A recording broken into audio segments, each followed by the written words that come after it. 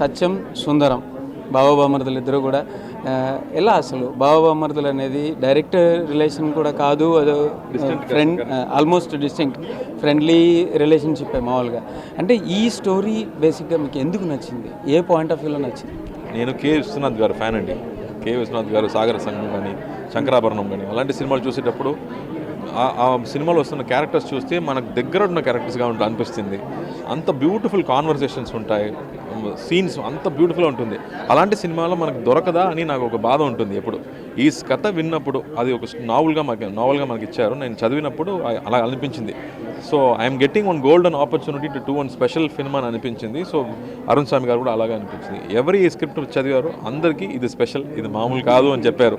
So we knew it is very very special cinema కాబట్టి we felt very happy doing it. And అలాగే థియేటర్లో కూడా same reaction వస్తుంది. నేను చదివినప్పుడు ఎక్కడ ఏడానో ఎక్కడ నవ్వానో అది